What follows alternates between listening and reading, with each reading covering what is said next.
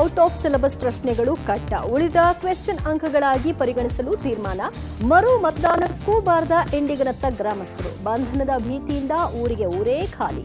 ಎಲ್ಲ ಸುದ್ದಿ details Karnataka top 20. ಇವತ್ತು ಬಾಗಲಕೋಟೆ ವಿಜಯಪುರದಲ್ಲಿ ಪ್ರಧಾನಿ ಮೋದಿ ಅಬ್ಬರಿಸಿದ್ರು. ಬೃಹತ್ ಸಮಾವೇಶದಲ್ಲಿ ಭಾಗಿಯಾಗಿ ಕಾಂಗ್ರೆಸ್ ವಿರುದ್ಧ ಗುಡುಗಿದ್ರು. ಕರ್ನಾಟಕದಲ್ಲಿ ಕಾಂಗ್ರೆಸ್ ಸರ್ಕಾರವನ್ನು ನಿರ್ವಹಿಸ್ತಾ ಇಲ್ಲ, ವಸೂಲಿ ಗ್ಯಾಂಗ್ ಅನ್ನ ನಡೆಸ್ತಾ ಇದೆ ಅಂತ ಪ್ರಧಾನಿ ಕಿಡಿಕಾರಿದ್ರು. ಕಾಂಗ್ರೆಸ್ ಲೂಟಿಕೋರ ಸರ್ಕಾರ, ಈ ಸರ್ಕಾರದ ಕೈಗೆ ಇಂಥ ದೊಡ್ಡ ದೇಶವನ್ನ ಕೊಡಬೇಕಂತ ಪ್ರಶ್ನಿಸಿದ್ರು. ಕಾಂಗ್ರೆಸ್ ಕರ್ನಾಟಕವನ್ನ ಲೂಟಿ ಮಾಡೋ ಎಟಿಎಂ ಮಾಡಿಕೊಂಡಿದ್ದು ಕಡಿಮೆ ಟೈಮಲ್ಲಿ ಸರ್ಕಾರದ ಖಜಾನೆ ಖಾಲಿ ಮಾಡಿದೆ. ಮುಂದೊಂದು ದಿನ ಸರ್ಕಾರಕ್ಕೆ ತನ್ನ ನೌಕರರಿಗೆ ಸಂಬಳ ಕೊಡೋಕ್ಕೂ ಹಣ ಇಲ್ಲದಂತಾಗುತ್ತೆ. ಜೊತೆಗೆ ನಿಮ್ಮ ಮಕ್ಕಳನ್ನು ಹಸುವಿನಿಂದ ನರಳುವಂತೆ ಮಾಡೋದ್ರಲ್ಲಿ ಅನುಮಾನವೇ ಇಲ್ಲ.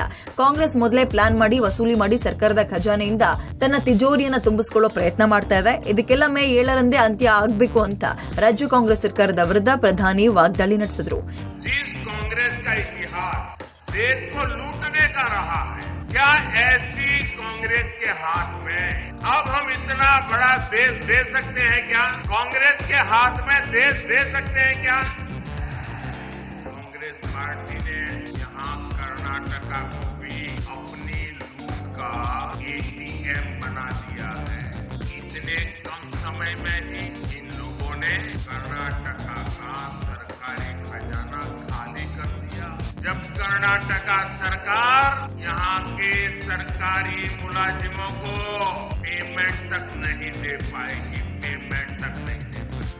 आपके बच्चे भूखे मर जाए, ऐसी स्थिति ये लोग पैदा करके रखेंगे. ಬಳ್ಳಾರಿಯ ಕೂಡ್ಲಿಗಿಯಲ್ಲಿ ಇವತ್ತು ಕಾಂಗ್ರೆಸ್ ಪ್ರಜಾಧ್ವನಿ ಕಾರ್ಯಕ್ರಮ ಹಮ್ಮಿಕೊಂಡಿತ್ತು. ಸಮಾವೇಶದಲ್ಲಿ ಸಿಎಂ ಸಿದ್ದರಾಮಯ್ಯ ಅಬ್ಬರದ ಭಾಷಣ ಮಾಡಿದರು. ಪ್ರಧಾನಿ ಮೋದಿ ಶ್ರೀರಾಮುಲು ವಿರುದ್ಧ ವಾಗ್ದಾಳಿ ನಡೆಸಿದ್ರು. ಬಳ್ಳಾರಿಗೆ ಶ್ರೀರಾಮುಲು ಕೊಡುಗೆ ಚಂಬು ಅಂತ ಸಿಎಂ ಚಂಬು ಪ್ರದರ್ಶಿಸಿದ್ರು. ಮೋದಿ ಕೂಡ ರಾಜ್ಯಕ್ಕೆ ಅನ್ಯಾಯ ಮಾಡಿ ಚಂಬು ನೀಡಿದ್ದಾರೆ. ಸುಪ್ರೀಂ ಕೋರ್ಟ್ನಲ್ಲಿ ಚಿಮಾರಿ ಹಾಕಿದ ಮೇಲೂ ಬರದ ಹಣ ನೀಡಿಲ್ಲ. ಮೋದಿ ಖಾಲಿ ಚಂಬು ನೀಡಿದ್ದಾರೆ ಅಂತ ಮತ್ತೊಮ್ಮೆ ಚಂಬು ಪ್ರದರ್ಶಿಸಿದ್ರು. ಶ್ರೀರಾಮುಲು ಭ್ರಷ್ಟಾಚಾರದಲ್ಲಿ ಮುಳುಗಿ ಹೋಗಿದ್ದಾರೆ. ಶಾಸಕ ಮತ್ತು ಸಂಸದರಾಗಲು ಅವರು ಅರ್ಹರಲ್ಲ. ದಯವಿಟ್ಟು ರಾಮುಲು ಗೆಲ್ಲಿಸಬೇಡಿ, ಶ್ರೀರಾಮುಲುಗೆ ಚಂಬು ಕೊಟ್ಟು ಕಳುಹಿಸಿ ಅಂತ ಮತದಾರರಲ್ಲಿ ಸಿಎಂ ಕೋರಿದ್ರು. ಲೋಕಸಭೆಗೆ ಹೋದರೂ ಕೂಡ ಅಸಮರ್ಥರು, ಭ್ರಷ್ಟರು, ಅವರನ್ನು ಯಾವತ್ತೂ ಕೂಡ ನೀವು ಗೆಲ್ಲಿಸಬಾರದು ಅಂತಕ್ಕಂಥ ನರೇಂದ್ರ ಮೋದಿಯವರು ಕರ್ನಾಟಕಕ್ಕೆ ಕೊಟ್ಟಿರ್ತಕ್ಕಂಥದ್ದು ಖಾಲಿ ಚೆಂಬು. ಕೇಂದ್ರದ ಮಾಜಿ ಸಚಿವ ಚಾಮರಾಜನಗರದ ಬಿಜೆಪಿ ಸಂಸದ ಶ್ರೀನಿವಾಸ್ ಪ್ರಸಾದ್ ನಿಧನರಾಗಿದ್ದಾರೆ. ವಯೋಸಹಜ ಕಾಯಿಲೆಯಿಂದ ಬಳಲ್ತಾ ಇದ್ದ ಸಂಸದರು ಇವತ್ತು ಬೆಳಗಿನ ಜಾವ ಬೆಂಗಳೂರಿನ ಖಾಸಗಿ ಆಸ್ಪತ್ರೆಯಲ್ಲಿ ಕೊನೆ ಉಸಿರೆಳೆದಿದ್ದಾರೆ. ಮೈಸೂರಿನ ಜಯಲಕ್ಷ್ಮೀಪುರಂನಲ್ಲಿರುವ ನಿವಾಸದಲ್ಲಿ ಅಂತಿಮ ದರ್ಶನಕ್ಕೆ ವ್ಯವಸ್ಥೆ ಮಾಡಲಾಗಿತ್ತು. ಬಳಿಕ ಅಶೋಕ್ಪುರಂನ ಎಂಟಿಎಂ ಶಾಲೆಯಲ್ಲಿ ಸಾರ್ವಜನಿಕರಿಗೆ ದರ್ಶನಕ್ಕೆ ವ್ಯವಸ್ಥೆ ಕಲ್ಪಿಸಲಾಗಿದ್ದು ಸಾವಿರಾರು ಮಂದಿ ಆಗಮಿಸಿ ಅಂತಿಮ ದರ್ಶನ ಪಡೆದು ಕಣ್ಣೀರು ಹಾಕಿದ್ರು. ನಾಳೆ ಅಶೋಕ್ಪುರಂನಲ್ಲಿ ಪಾರ್ಥಿವ ಶರೀರದ ಮೆರವಣಿಗೆ ನಡೆಯುತ್ತೆ. ಬಳಿಕ ಸಿಲ್ಕ್ ಫ್ಯಾಕ್ಟರಿ ಬಳಿ Ambedkar educational and cultural trust ಅಂತ್ಯಕ್ರಿಯೆ ನಡೆಯುತ್ತೆ. ಬೌದ್ಧ ಧರ್ಮದಂತೆ ಅಂತಿಮ ವಿಧಿವಿಧಾನ ನಡೆಯುತ್ತೆ ಅಂತ ಶ್ರೀನಿವಾಸ್ ಪ್ರಸಾದ್ ಪುತ್ರಿ ಪ್ರತಿಮಾ ಪ್ರಸಾದ್ ಮಾಹಿತಿ ಕೊಟ್ಟಿದ್ದಾರೆ. ರಾಜ್ಯಶಾಸ್ತ್ರದಲ್ಲಿ ಎಂಎ ಪದವಿ ಪಡೆದಿದ್ದ ಶ್ರೀನಿವಾಸ್ ಪ್ರಸಾದ್ ಅವರು 1974ರಲ್ಲಿ ಚುನಾವಣಾ ರಾಜಕೀಯಕ್ಕೆ ಪ್ರವೇಶಿಸಿ 1974ರಲ್ಲಿ ಮೈಸೂರಿನ ಕೃಷ್ಣರಾಜ ಕ್ಷೇತ್ರದ ಉಪಚುನಾವಣೆ ಹಾಗೂ 1978ರಲ್ಲಿ ಟಿ ನರಸೀಪುರ ವಿಧಾನಸಭಾ ಕ್ಷೇತ್ರದಲ್ಲಿ ಸ್ಪರ್ಧಿಸಿ ಸೋತಿದ್ರು. 50 ವರ್ಷ ಸುದೀರ್ಘ ರಾಜಕಾರಣ ಹೊಂದಿದ್ದ ಅವರು 6 ಸಲ ಸಂಸದರಾಗಿ 4 ಸಲ ಶಾಸಕರಾಗಿದ್ರು. 1994ರಲ್ಲಿ ವಾಜಪೇಯಿ ಸಂಪುಟದಲ್ಲಿ ಸಚಿವರು ಆಗಿದ್ರು. ನಾಳೆ ಅಂತ್ಯಕ್ರಿಯೆ ಮಾಡಬೇಕು ಅಂತ ನಿರ್ಧಾರ ಮಾಡಿರೋದು. ಇವತ್ತು ಪೂರ್ತಿ NTM ಸ್ಕೂಲ್ ನಲ್ಲೇನೆ ಇರಿಸಿ ರಾತ್ರಿ ಇಡೀ ವೀಕ್ಷಣೆಗೆ ಅಲ್ಲಿ ಇಟ್ಟಿರ್ತೀವಿ. ಮತ್ತೆ ಬೆಳಿಗ್ಗೆ 10 ಗಂಟೆಗೆ ಅಲ್ಲಿ ಒಂದು ಸ್ಮಾಲ್ ಪ್ರೊಸೆಷನ್ ಇರುತ್ತೆ ಅಶೋಕ್ಪುರಂ ಅಲ್ಲೇನೆ. ನಂತರ ಸಿಲ್ಕ್ ಫ್ಯಾಕ್ಟರಿ ಎದುರುಗಡೆ BS ಕಾಲೇಜ್ ಪಕ್ಕದಲ್ಲಿ ಅಲ್ಲಿ ಅವರ ಅಂತಿಮ ಕ್ರಿಯೆ ನಡೆಯಲಿದೆ. ಸಂಸದ ಶ್ರೀನಿವಾಸ್ ಪ್ರಸಾದ್ ನಿಧನಕ್ಕೆ ಗಣ್ಯಾಧಿಗಣ್ಯರು ಸಂತಾಪ ಸೂಚಿಸಿದ್ದಾರೆ. ಬಡವರು ಶೋಷಿತರ ಪರ ಧ್ವನಿ ಎತ್ತಿದ ನಾಯಕ, ಅವರ ಆತ್ಮಕ್ಕೆ ಶಾಂತಿ ಸಿಗಲಿ ಅಂತ ಪ್ರಧಾನಿ ಮೋದಿ ಪ್ರಾರ್ಥಿಸಿದ್ದಾರೆ.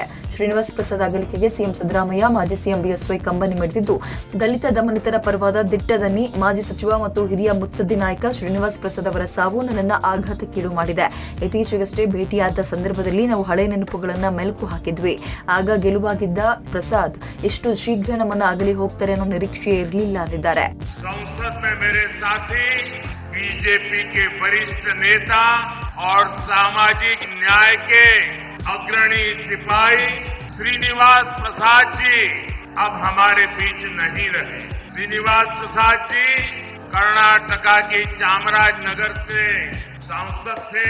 श्रीनिवास जी जमीन से जुड़े नेता थे, सच्चे अर्थ में जननेता थे.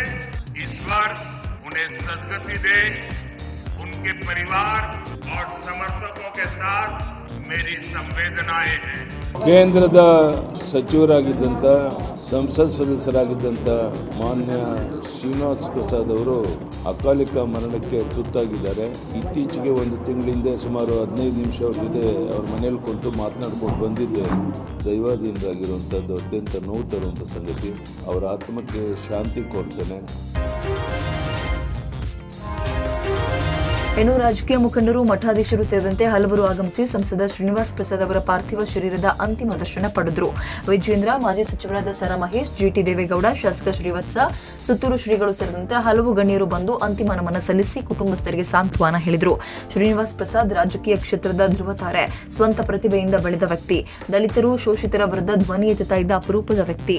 ತಮ್ಮ ಸಿದ್ಧಾಂತಗಳಿಗೆ ಸದಾ ಬದ್ಧರಾಗಿ ಕೆಲಸ ಮಾಡಿದವರು ಅಂತ ಸುತ್ತೂರು ಶ್ರೀ ಬಣ್ಣಿಸಿದ್ರು. ಶ್ರೀನಿವಾಸ್ ಪ್ರಸಾದ್ ಅವರು ಯಾವುದೇ ರಾಜಕೀಯ ಒಳಗಾಗ್ತಾ ಇರಲಿಲ್ಲ. ಯುವಕರು ಬೆಳೆಯೋಕೆ ಅವಕಾಶ ಮಾಡಿಕೊಟ್ಟಿದ್ರು ಅಂತ ವಿಧಾನ ಪರಿಷತ್ ಸದಸ್ಯ ಎಚ್ ವಿಶ್ವನಾಥ್ ಕೂಡ ತಿಳಿಸಿದ್ದಾರೆ. ಇವಿಎಂ ಧ್ವಂಸ ಪ್ರಕರಣ ಚಾಮರಾಜನಗರದ ಇಂಡಿಗನತ್ತ ಗ್ರಾಮದಲ್ಲಿ ಇಂದು ಮರುಮತದಾನ ನಡೆದಿದೆ. ಮೆಂದಾರೆ ಹಾಡಿಯ ಕೆಲವು ಮತದಾರರು ಮಾತ್ರ ತಮ್ಮ ಹಕ್ಕು ಚಲಾಯಿಸಿದ್ರು. ಪೊಲೀಸ್ ಭದ್ರತೆಯಲ್ಲಿ ಮೆಂದಾರೆ ಗ್ರಾಮಸ್ಥರು ಮತದಾನ ಕೇಂದ್ರಕ್ಕೆ ಕರೆತರಲಾಗಿತ್ತು. ಆದರೆ ಮರು ಮತದಾನದಿಂದ ಇಂಡಿಗನತ್ತ ಗ್ರಾಮಸ್ಥರು ದೂರ ಉಳಿದಿದ್ರು. ಈಗಾಗಲೇ ಪ್ರಕರಣ ಸಂಬಂಧ 33 ಮಂದಿಯನ್ನ ಬಂಧಿಸಲಾಗಿದೆ. ಈ ಹಿನ್ನೆಲೆಯಲ್ಲಿ ಇಂಡಿಗನತ್ತ ಗ್ರಾಮ ಖಾಲಿ ಹೊಡೆಯುತ್ತಿದ್ದು ಬಂಧನದ ಭೀತಿಯಿಂದ ತಲೆಮರೆಸಿಕೊಂಡಿರುವ ಸಾಧ್ಯತೆ ಇದೆ. ಮುಂಜಾಗ್ರತಾ ಕ್ರಮವಾಗಿ ಗ್ರಾಮದಲ್ಲಿ ಬಿಗಿ ಪೊಲೀಸ್ ಭದ್ರತೆಯನ್ನ ಕೈಗೊಳ್ಳಲಾಗಿದೆ. ಶಿವಮೊಗ್ಗ ಲೋಕಸಭಾ ಅಖಾಡ ಮತ್ತಷ್ಟು ರಂಗೇರಿದೆ. ಬಿಜೆಪಿ ಅಭ್ಯರ್ಥಿ ಬಿವೈ ರಾಘವೇಂದ್ರ ಅಬ್ಬರದ ಪ್ರಚಾರವನ್ನ ಮುಂದುವರೆಸಿದ್ದಾರೆ. ಇಂದು ರಾಘವೇಂದ್ರ ಪರ ಮಾಜಿ ಸಿಎಂ ಕುಮಾರಸ್ವಾಮಿ ತೀರ್ಥಹಳ್ಳಿ ತಾಲೂಕಿನ ಕೋಣಂದೂರಿನಲ್ಲಿ ಮತ ಶಿಕಾರಿ ನಡೆಸಿದರು. ಮತಬೇಟೆಗೂ ಮುನ್ನ ಜಿಲ್ಲಾ ಜೆಡಿಎಸ್ ಕಚೇರಿಯಲ್ಲಿ ಎಚ್ಡಿಕೆ ಹಾಗೂ ರಾಘವೇಂದ್ರ ಕಾರ್ಯಕರ್ತರ ಸಭೆ ನಡೆಸಿದರು. ಚುನಾವಣಾ ರೂಪುರೇಷೆ ಕುರಿತು ಕಾರ್ಯಕರ್ತರಿಗೆ ಮಾಹಿತಿಯನ್ನ ನೀಡಿದರು. ಸಂಜೆ ಭದ್ರಾವತಿಯ ಕನಕ ಮಂಟಪದಲ್ಲಿ ಭದ್ರಾವತಿ ವಿಧಾನಸಭಾ ಕ್ಷೇತ್ರ ವ್ಯಾಪ್ತಿಯ ಕಾರ್ಯಕರ್ತರ ಸಭೆ ನಡೆಸುವ ಮೂಲಕ ಇಡೀ ದಿನ ಇಬ್ಬರು ಕ್ಷೇತ್ರದಾದ್ಯಂತ ಭರ್ಜರಿ ಮತಯಾಚನೆಯನ್ನ ನಡೆಸಿದರು. ಸಿಇಟಿ ಪ್ರಶ್ನೆ ಪತ್ರಿಕೆಯಲ್ಲಿ ಕೇಳಿದ ಔಟ್ ಆಫ್ ಸಿಲೆಬಸ್ ಪ್ರಶ್ನೆಗಳನ್ನು ಕೈಬಿಡೋಕೆ ಉನ್ನತ ಶಿಕ್ಷಣ ಇಲಾಖೆ ನಿರ್ಧಾರ ಮಾಡಿದ್ದು, ತಜ್ಞರ ವರದಿ ಆಧರಿಸಿ ಮರುಪರೀಕ್ಷೆ ನಡೆಸದೇ ಇರೋಕೆ ತೀರ್ಮಾನ ಮಾಡಿದೆ. ಭೌತಶಾಸ್ತ್ರದಲ್ಲಿ 9, ರಸಾಯನಶಾಸ್ತ್ರದಲ್ಲಿ 15 ಪ್ರಶ್ನೆ, ಗಣಿತದಲ್ಲಿ 15, ಜೀವಶಾಸ್ತ್ರದಲ್ಲಿ 11 ಅಂಕಗಳ ಔಟ್ ಆಫ್ ಸಿಲೆಬಸ್ ಪ್ರಶ್ನೆ ಕೈಬಿಡೋಕೆ ತಜ್ಞರ ಸಮಿತಿ ಶಿಫಾರಸು ಮಾಡಿತ್ತು. ತಜ್ಞರ ಸಮಿತಿ ಶಿಫಾರಸಿಗೆ ಒಪ್ಪಿಗೆ ಕೊಟ್ಟ ಉನ್ನತ ಶಿಕ್ಷಣ ಇಲಾಖೆ ಔಟ್ ಆಫ್ ಸಿಲೆಬಸ್ ಪ್ರಶ್ನೆಗಳನ್ನು ಕೈಬಿಡೋ ತೀರ್ಮಾನವನ್ನು ಕೈಗೊಂಡಿದೆ. ಔಟ್ ಆಫ್ ಸಿಲೆಬಸ್ ಕೇಳಿದ ಪ್ರಶ್ನೆ ಬಿಟ್ಟು ಉಳಿದ ಪ್ರಶ್ನೆಗಳನ್ನು ಅಂಕಕ್ಕೆ ಪರಿಗಣಿಸಲು ನಿರ್ಧರಿಸಲಾಗಿದ್ದು, ತಪ್ಪಾದ 2 ಪ್ರಶ್ನೆಗಳಿಗೆ ಮಾತ್ರ ಗ್ರೇಸ್ ಅಂಕ ಕೊಡಲು ಸಮಿತಿ ಶಿಫಾರಸು ಮಾಡಿದ್ದು, ಸಮಿತಿ ಶಿಫಾರಸು ಹಿನ್ನೆಲೆ 2 ಪ್ರಶ್ನೆಗೆ ಕರ್ನಾಟಕ ಪರೀಕ್ಷಾ ಮಂಡಳಿ ಗ್ರೇಸ್ ಅಂಕ ಕೊಡುತ್ತೆ. ಉಳಿದಂತೆ ಔಟ್ ಆಫ್ ಸಿಲೆಬಸ್ ಪ್ರಶ್ನೆ ಕೈಬಿಟ್ಟು ಉಳಿದ ಪ್ರಶ್ನೆಗಳನ್ನು ಅಂಕಗಳಾಗಿ ಪರಿಗಣಿಸುತ್ತೆ. ಮೇ ಕೊನೆ ವಾರದಲ್ಲಿ ಸಿಇಟಿ ಫಲಿತಾಂಶ ಪ್ರಕಟವಾಗುತ್ತೆ. ಇನ್ಮುಂದೆ ಸಿಇಟಿ ಪ್ರಶ್ನೆ ಪತ್ರಿಕೆ ಸಿದ್ಧತೆಗೆ ಕಠಿಣ ಕ್ರಮಕ್ಕೆ ಕೆಇಎಗೆ ಉನ್ನತ ಶಿಕ್ಷಣ ಇಲಾಖೆ ನಿರ್ದೇಶನ ಕೊಟ್ಟಿದೆ. ಪ್ರಶ್ನೆ ಪತ್ರಿಕೆಗಳಲ್ಲಿ ಗೊಂದಲಗಳು ಆಗದಂತೆ ಎಚ್ಚರ ವಹಿಸೋಕೆ ಎಸ್ಒಪಿಗೆ ಸಿದ್ಧ ಮಾಡಲು ಸೂಚನೆ ಕೊಟ್ಟಿದೆ. ಆಹಾರ ಮತ್ತು ಸುರಕ್ಷತಾ ಇಲಾಖೆಯಿಂದ ಬೆಂಗಳೂರಿಗರಿಗೆ ಗುಡ್ ನ್ಯೂಸ್ ಸಿಕ್ಕಿದೆ. ಬೆಂಗಳೂರಿನ 702 ಹೋಟೆಲ್ಗಳ ನೀರು ಮತ್ತು ಆಹಾರ ಪದಾರ್ಥದ ಗುಣಮಟ್ಟ ಟೆಸ್ಟ್ ಮಾಡಲಾಗಿದೆ. Majestic, KR market, Chamarajpet, VV Puram, food street, Jayanagar, Shivajinagar, Rajajinagar ಸೇರಿದಂತೆ 702 ಹೋಟೆಲ್ಗಳಲ್ಲಿ ಸ್ಯಾಂಪಲ್ ಸಂಗ್ರಹಿಸಲಾಗಿತ್ತು. ಈ ವೇಳೆ ಹೋಟೆಲ್ಗಳ ನೀರು ಮತ್ತು ಆಹಾರ ಪದಾರ್ಥ ಸುರಕ್ಷಿತವಾಗಿದೆ ಅಂತ ವರದಿ ಬಂದಿದೆ. ಆದರೆ ಕೆಲ ಹೋಟೆಲ್ಗಳಲ್ಲಿ ಕಲಬೆರಕೆ ಆಹಾರ ಇರೋದು ಪತ್ತೆಯಾಗಿದ್ದು, ಅಂತಹ ಹೋಟೆಲ್ಗಳಿಗೆ ವಾರ್ನಿಂಗ್ ಕೊಡಲಾಗಿದೆ.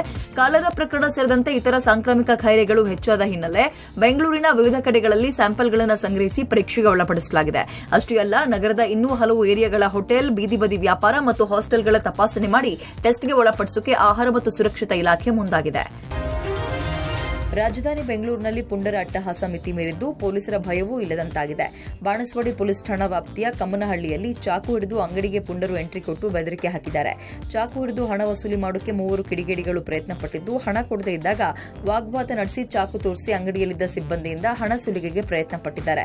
ಪುಂಡರ ಕೃತ್ಯ ಸಿಸಿಟಿವಿಯಲ್ಲಿ ಸೆರೆಯಾಗಿದೆ.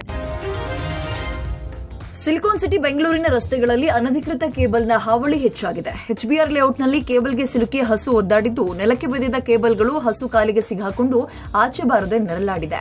ನಗರದ ಹಲವು ಕಡೆ ಅನಧಿಕೃತ ಕೇಬಲ್ಗಳನ್ನು ತೆರವು ಮಾಡದ ಬಿಬಿಎಂಪಿ ನಿರ್ಲಕ್ಷ್ಯ ಇದೀಗ ಮೂಕ ಪ್ರಾಣಿಗಳು ನರಳಾಡುವಂತಾಗಿದೆ. ಫುಟ್ಪಾತ್ಗಳ ಮೇಲೆ ಕೇಬಲ್ಗಳ ನಿರ್ವಹಣೆ ಆಗ್ತಾ ಇಲ್ಲ. ಜನ ಕೂಡ ಓಡಾಡದ ಪರಿಸ್ಥಿತಿ ನಿರ್ಮಾಣ ಆಗಿದ್ದು, ಬಿಬಿಎಂಪಿ ಕೂಡಲೇ ಎಚ್ಚೆತ್ತು ಅನಾಹುತ ಆಗದಂತೆ ಎಚ್ಚರ ವಹಿಸುವಂತೆ ಬೆಂಗಳೂರಿನ ಜನ ಆಗ್ರಹಿಸ್ತಾ ಇದ್ದಾರೆ.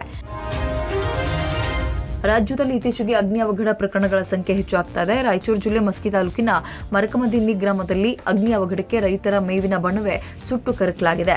ನಿನ್ನೆ ರಾತ್ರಿಯಿಂದ ಬೆಳಗಿನ ಜಾವದವರೆಗೂ ಬಣವೆ ಹೊತ್ತಿ ಉರಿದಿದೆ. ನಾಗರಾಜ್ ಹಾಗೂ ಅಮೃತೇಶ್ ಅನ್ನೋ ರೈತರ 2 ಮೇವಿನ ಬಣವೆಗಳು ಅಗ್ನಿಗಾಹುತಿಯಾಗಿದೆ.